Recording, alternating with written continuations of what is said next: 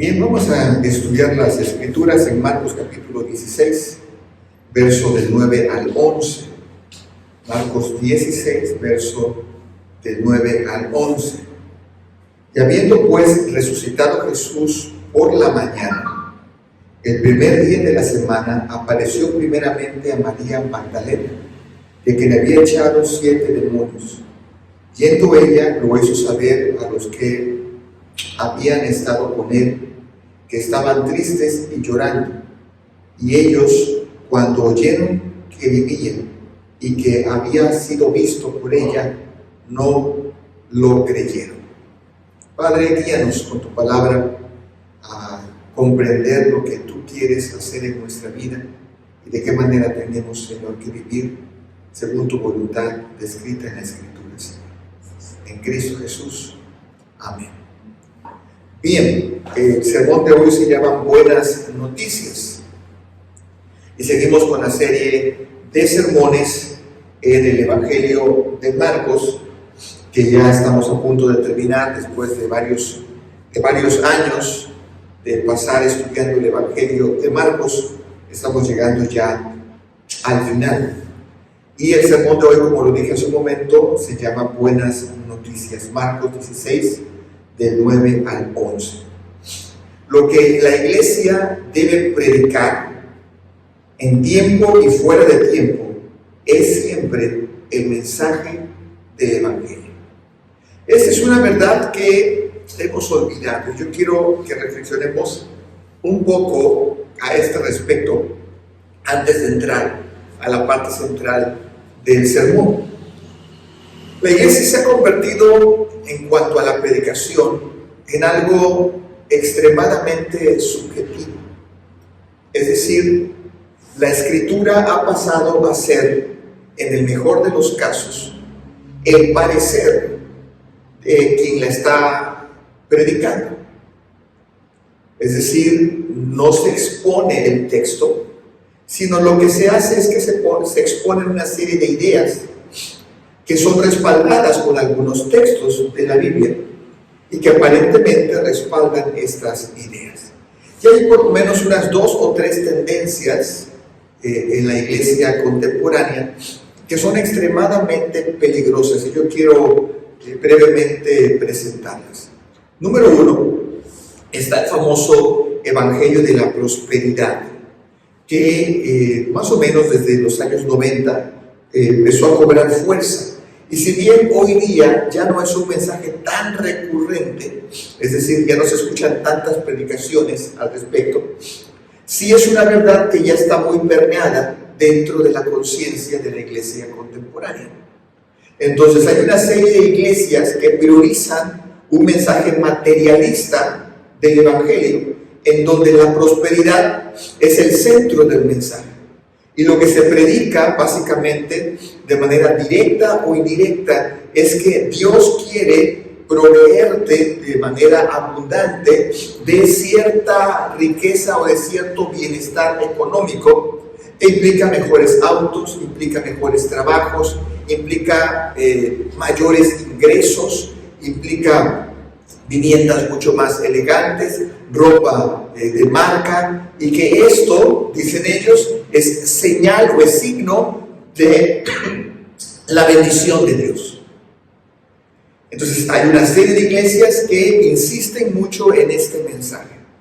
Y si somos analíticos, habremos de darnos cuenta que sin importar las denominaciones evangélicas, y podemos decir que algunas a lo mejor reformadas no conozco, pero pudiera darse el caso también, priorizan un mensaje de este estilo. Y entonces respaldan con los textos estas ideas básicamente bursátiles, ¿no? Económicas, que no tienen nada que ver con la Escritura, están muy lejos de la interpretación correcta del texto. Hay otras iglesias, diría yo, con una influencia bastante secularista y bastante humanista y también progresista. Hay un buen grupo de estas iglesias que priorizan un mensaje del Evangelio de de coach o de coaching. Es decir, los sermones son conferencias de estimulación hacia el progreso, hacia el bienestar emocional, hacia aquello que llaman sanidad interior. Y todo es, Dios quiere librarte de los recuerdos del pasado, Dios quiere sanarte de las heridas de tu alma, y una serie de cosas que, si bien podemos ver en la palabra, no es el centro del evangelio. Por eso les digo que es un mensaje bastante humanizado o humanista, bastante secularizado y muy progresista. Porque en este tipo de iglesias hay una gran gama. Hay de aquellas iglesias que se mantienen lo más posible cerca del texto, y hay algunas que ya están predicando mensajes completamente alejados del texto, donde se nos dice que de alguna u otra manera Dios vino exclusivamente para hacernos felices, y nosotros tenemos que disponer nuestra vida hacia la felicidad. Hace poco estaba viendo, y hoy en la mañana quise verlo, un ex sacerdote católico. Él voluntariamente, entiendo, dejó la iglesia católica, pero no dejó de ser sacerdote. Él mantiene su propia parroquia, me parece que en un salón o en un hotel, en alguna comunidad o en alguna zona de Las Vegas. Él no es americano, él es polaco, pero las misas y los sermones que él predica, que están en las redes sociales, son en español. Él habla español, y entiendo que tiene una comunidad de latinos y tiene una comunidad de americanos. Tiende a ser muy gracioso, es decir, es una persona muy amena. Escucharlo resulta sumamente agradable porque es una persona muy amena. Su mensaje, su forma de enseñar es muy secularizada, es decir, utiliza groserías a la hora de predicar, utiliza obviamente malas palabras, utiliza referencias poco recomendadas a la hora de predicar. Pero su sermón o su mensaje básicamente es yo necesito hacer todo lo necesario para ser feliz. Y eso, dice él, de manera directa o indirecta, es lo que nos enseña la Escritura.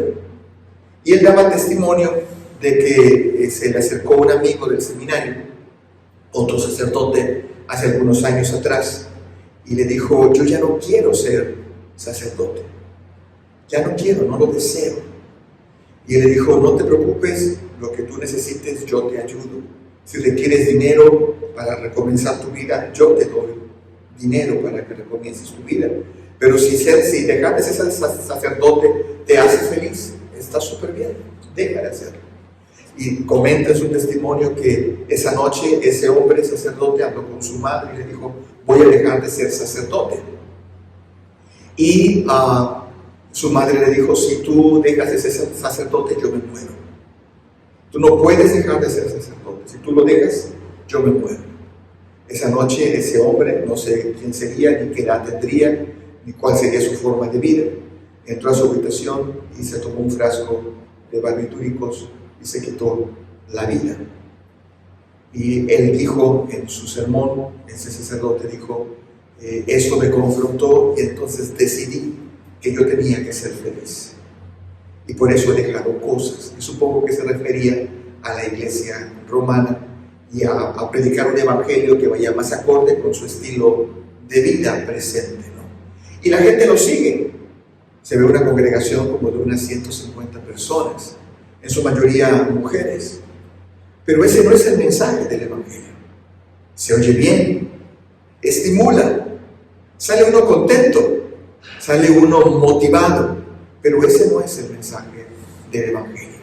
Y hay una gran variedad de iglesias, algunas un poco más cercanas a la Biblia y algunas muy lejos de la Biblia, que están predicando un evangelio del bienestar emocional. Y se han convertido en terapias de domingo, en conferencias motivacionales de domingo, en conferencias psicoanalíticas de domingo que suenan muy bien, pero no tienen nada que ver con el Evangelio. El Evangelio es algo completa y totalmente distinto. Y 1 Corintios 1:23 nos lo muestra. Pero nosotros predicamos a Cristo crucificado. 1 Corintios 1:23 secciona. Nosotros predicamos a Cristo crucificado. Reina Valera dice a Cristo y a este crucificado. El Evangelio es Cristo. Amén. Amén.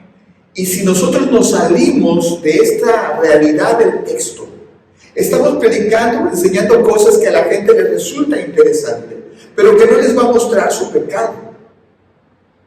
Y el Evangelio tiene como centro dos verdades. Tú tienes un serio problema con Dios, porque Dios es juez sobre ti, pero Dios en su misericordia ha traído la solución. Y ese mismo Dios que es juez sobre ti es redentor para ti. Y ese es el Evangelio. Tú estás en pecado y Dios tiene la solución para ese problema. Amén, hermanos. Amén. El Evangelio no es sensacionalismo, ni tampoco conspiracionismo, mucho menos humanismo, materialismo, secularismo o progresismo. Nada de esto es Evangelio. El Evangelio es Cristo molido en la cruz bajo la ira de Dios para redención, y ese mismo Jesús resucitado al tercer día para gloria de Dios mismo, quien en Él pagó por la salvación de los suyos. Ese es el Evangelio. El Evangelio es Jesús en la cruz, molido bajo la ira de Dios, porque Él cargó nuestra rebelión y fue puesto en la cruz por Dios mismo como pago por la redención de los suyos. Amén, hermanos. Cualquier otra cosa es un mensaje bonito. Cualquier otra cosa es un mensaje interesante. Cualquier otra cosa es un mensaje estimulante, pero no es el Evangelio de Cristo. Si la iglesia no predica este mensaje y no llama al arrepentimiento, entonces solo se hacen prosélitos religiosos y no hijos redimidos. Y las iglesias hoy día están llenas de prosélitos religiosos y no de gente redimida por la sangre del Cordero de Dios. ¿Por qué? Porque estamos predicando psicología, porque estamos predicando psiquiatría, porque estamos predicando conspiracionismo, porque estamos predicando prosperidad, pero no estamos predicando el Evangelio de Cristo. Y debemos de tener mucho cuidado con esto, de no caer nosotros como creyentes en lo personal y como cristianos, iglesia en lo general, en este pecado, de ir tras un evangelio que nada tiene que ver con el mensaje de la Biblia. Amén. Punto número uno, cara a cara con el resucitado. María Magdalena fue puesta cara a cara con el Jesús resucitado. ¿No dice así el verso 9? Así dice el verso 9, ¿no? Que María fue puesta cara a cara delante del Jesús resucitado. Ella esperaba encontrar un cuerpo inerte, pero se encuentra con el poder de Dios manifestado en su Maestro, que ahora vive, ha resucitado para la gloria de Dios. Esta mujer iba con una intención, la intención de ungir el cuerpo de su Maestro. No había dado tiempo de hacer todo el proceso y el ritual de preparación del cuerpo.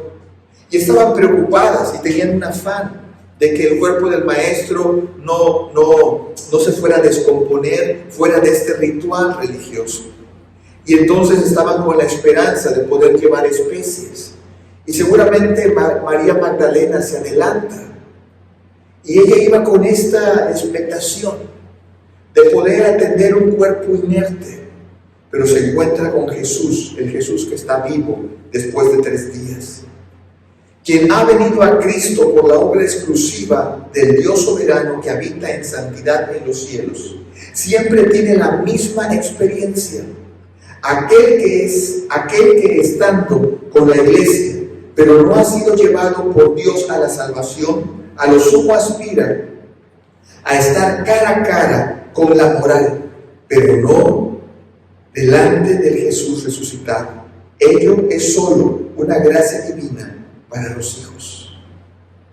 Hay mucha gente en la iglesia que está motivado en asistir por razones que no tienen que ver con la salvación.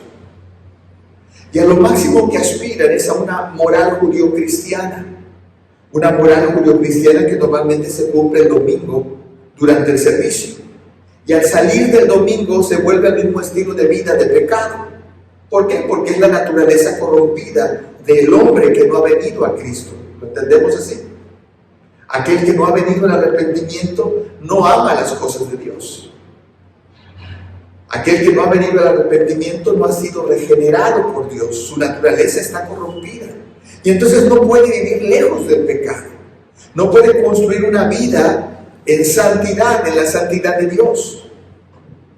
Y lo único que puede aspirar entonces es a una vida regida por una moral judio-cristiana, que si bien no está mal, no es justificación, no es medio de justificación. ¿Entendemos? Pero aquellos que han venido a Cristo, porque el Dios soberano que habita en los cielos en santidad y gloria, le ha llevado hasta Cristo.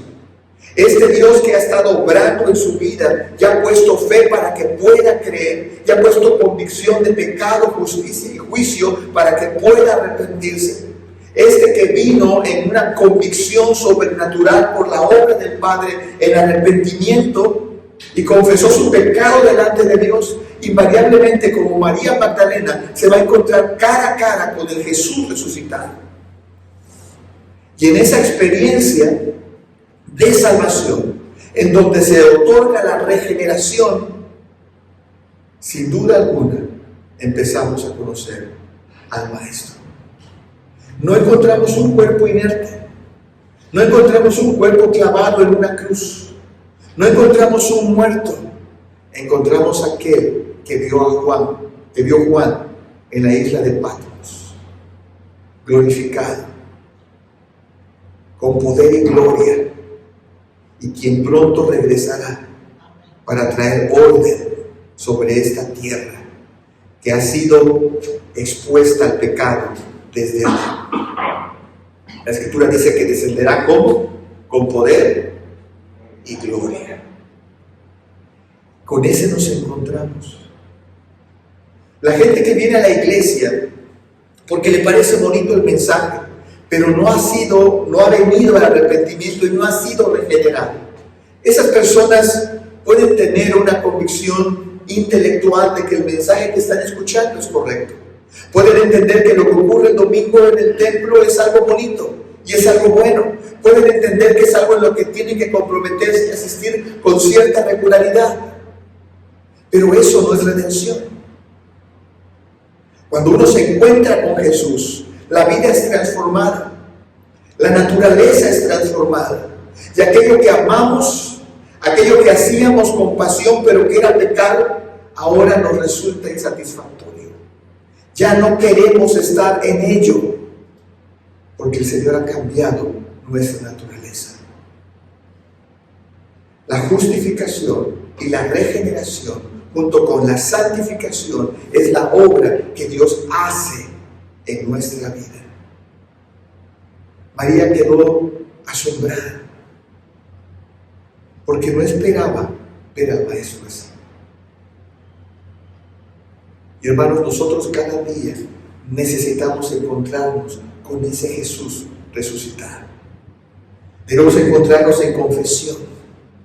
Padre, yo estoy aquí y yo me doy cuenta que tú eres santo y yo no. Yo me doy cuenta que tú vives en santidad y en perfección gloriosa y yo he vuelto a pecar, Señor. Perdóname, perdóname. Porque no quiero ofender ni menospreciar tu obra redentora en mi vida. con regresar y hacer del pecado una vez más mi forma de vida, de lo cual ya fui rescatado. María Magdalena estaba en ese encuentro y estaba comenzando ese proceso que no había entendido las semanas, meses y años previo a la crucifixión, pero que ahora, al ser expuesta ante el que vive, empezaba a entender el mensaje del Evangelio. Punto número 2. Un anuncio maravilloso. Quien es salvo está ávido de anunciar el poder redentor manifestado en la cruz en Jesús y en la tumba vacía. María Magdalena fue a dar las buenas noticias. Ella no se detuvo a tomar su café en Starbucks. Ella no se detuvo a charlar con los amigos. Ella no se detuvo para atender la limpieza de su casa. Ella no se detuvo para ver si su ropa estaba siendo adecuada o se veía bien o estaba presentable. Ella corrió para anunciar lo que había visto. ¿Y qué fue lo que vio? A Jesús que vivía. Lo había vuelto a ver, había hablado con él, le había visto. Y esto estaba transformando su vida. Ese encuentro estaba cambiando su vida. Y quería hablar y quería decirle a la gente, aquellos que habían estado con el Maestro, quería decirles, el Maestro vive. Él no está en una tumba ya. Yo ya hablé con él. Ella quería dar testimonio. Quien ha venido al arrepentimiento y se ha encontrado con Cristo, una de las características es que quiere compartir el Evangelio. Yo no sé si la persona va a ser salva o no. Yo no sé si la persona va a venir al arrepentimiento hoy o dentro de un mes o dentro de un año. Yo no lo sé. Eso no está en mi poder. Yo solamente soy un heraldo. Amén, hermanos. Yo debo de anunciar, como dice la Escritura, en tiempo y fuera de tiempo. Debo ser como esta mujer que corrió hasta el aposento alto, en donde estaban estos hombres entristecidos, porque sus ojos solamente alcanzaban a ver una realidad. ¿Recuerdan hace unas semanas atrás? Basada en el materialismo, solo lo que existe, solo lo que es tangible. Ellos estaban entristecidos, pero ella ya no lo estaba, porque se había encontrado con Jesús y había hablado con él, y él le había dado un mensaje. Tenía que decirle a ellos que el Maestro vivía. Quien ha venido a Cristo tiene la necesidad, tiene la urgencia, tiene la vocación de anunciar a otros el reino, de anunciar a otros que hay oportunidad, que hay salvación, que el Padre ha pagado el precio, que Jesús derramó su sangre en la cruz, que fue el Cordero de Dios por quien el pecado es quitado. Amén, hermanos. Y nosotros tenemos que ser de estas personas que no se quedan con los brazos cruzados ni las bocas cerradas, sino que anuncian a Cristo resucitado. La iglesia se ha convertido en los últimos quizás 30 años en un sistema. Y creemos que el Evangelio corre por sistemas, células, ¿no?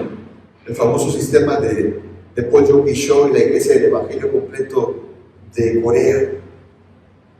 O grupos de 12, el famoso sistema de la Iglesia Misión Carismática Internacional en Colombia. Y la gente se muere por tratar de dominar el sistema y cree que es una cuestión de sistema. Y si bien los seres humanos necesitamos orden para trabajar, sí, sin duda, pero no es una cuestión de sistema, es una cuestión de habernos encontrado con Cristo. Y quien se encuentra con Cristo corre y comunica el Evangelio y habla y muestra en su vida los cambios que han traído transformación a todo su ser. Esa es la gran diferencia entre aquellos que adquieren una moral judio-cristiana exclusivamente de aquellos que han sido redimidos por la sangre de Cristo. Tenemos que comunicar el Evangelio. Si nos creen o no nos creen, eso no es asunto nuestro. Si deciden por Cristo, eso no es asunto nuestro. Si viene el arrepentimiento, eso no es asunto nuestro. Eso está en la voluntad del Padre, porque Él redime a quien Él quiere. Él salva a quien Él quiere, porque la salvación ¿de quién es? Del Señor, no nuestra. Nosotros somos heraldos y nosotros anunciamos. Nosotros anunciamos. ¿Se acuerdan de aquella parábola de aquel hombre que hizo un banquete y que le dijo a sus trabajadores: vayan y recuérdenle a los invitados? Y salieron y recordaron y la gente no venía. ¿Era culpa de los que fueron a avisar? No, ellos hicieron el trabajo. Y regresaron y le dijeron al dueño de la casa: no quieren venir. ¿Y qué les dijo? Vayan a los campos, vayan a las calles, vayan a los caminos y díganles a la gente que pase que puede venir. Nuestro trabajo es ir y anunciar el Evangelio, como lo estaba haciendo María Magdalena. La salvación es de Dios y Él va a obrar en quien Él quiere. A lo mejor alguien escucha el Evangelio hoy y se empieza a congregar, pero no viene al arrepentimiento. Pero qué bueno que se está congregando. A lo mejor ha tomado una moral judio-cristiana, ¿no? Pero en algún momento en ese proceso Dios está obrando en su vida, porque a lo mejor el día de su salvación no es hoy, sino es dentro de un mes, o dentro de 15 días, o dentro de un año, porque Dios sabe el día y la hora en que nosotros deberíamos de venir al arrepentimiento. Y ese día Dios nos rescató. A esa hora, en el momento preciso. Y así ocurrirá con otros más, para gloria del Señor. Punto número 3. No siempre la respuesta es positiva. Los apóstoles, este grupo de hombres que había estado con Jesús, no podían creer, dice el texto en el verso 11. Y ellos, cuando oyeron que vivía y que había sido visto por ella, no lo, ¿qué cosa? No lo creyeron. Ellos no podían creer. ¿Por qué no podían creer? Porque no se habían encontrado con el Jesús resucitado. No le habían visto. Y si recuerdan la historia, más adelante aparece a un grupo que está en el aposento alto, ¿recuerdan? Y lo ven, pero algunos no estaban. ¿Recuerdan quién no estaba? No estaba Tomás. ¿Y Tomás creyó cuando le dijeron? No, porque no se había encontrado con el Jesús resucitado. El día en que Dios iba a obrar en su vida todavía no había llegado. ¿Recuerdas a Pedro de Galilea? Cómo se echa al mar y nada hasta encontrarse con Jesús. Y Jesús habla con él y lo confronta con su pecado. Y Pedro reconoce su pecado. Y la obra de Dios empieza a ocurrir en la vida de Pedro, como había ocurrido días antes en la vida de María Magdalena. Fíjense, hay algo bien importante. Cuando estaba haciendo este sermón y antes de comenzar el servicio, recordaba que mis maestros del seminario, hace muchos años atrás, siempre me decían: las primeras personas que predicaron el Evangelio fueron mujeres. No, la primera persona que predicó el Evangelio fue Jesús. Él fue el que se apareció a María y le dijo: ve. Él predicó primero las buenas noticias, porque las buenas noticias no salen del corazón del ser humano, sino que brotan del corazón de Dios. Son el propósito de Dios para los suyos que habitamos en esta tierra. Y esas buenas noticias llegaron a unos que fueron impactados, transformados y redimidos por el poder de Dios, y compartieron el Evangelio con otros. Y el Evangelio salió de la ciudad de Jerusalén y llegó hasta Galilea y pasó hacia el norte, hasta Antioquía, ¿recuerdan? Y allá en Antioquía, un hombre llamado Pablo, que se había convertido semanas atrás, años atrás, es enviado para predicar el Evangelio en Asia Menor, lo que hoy es Turquía. Y esa gente fue confrontada con el Jesús resucitado. Y fueron abiertos sus ojos a la realidad de su propio pecado. Y vinieron a Cristo el arrepentimiento. Amén. Y el Evangelio se extendió hasta Roma. Y pocos siglos después el Evangelio había invadido toda Europa. Y siglos después llegó a América. Y siglos después llegó hasta nosotros. Y mi deseo y nuestro deseo debe de ser que aun cuando nosotros ya no estemos aquí, aquellos a quienes nosotros le predicamos siendo más jóvenes que nosotros, estén predicando también aún a otros que aún no han nacido y vengan al arrepentimiento por la obra perfecta de Jesús en la cruz. A mí no me corresponde convencer a nadie, esa es obra del Espíritu Santo. El Espíritu Santo fue convenciendo a estos 12 que al principio no podían creerlo, no podían entenderlo, pero habían escuchado el Evangelio. Jesús vive. Jesús vive. No está en el poder del anunciante producir un sí. Ellos solo descansan en la soberanía de Dios. Él es quien produce el querer como el hacer.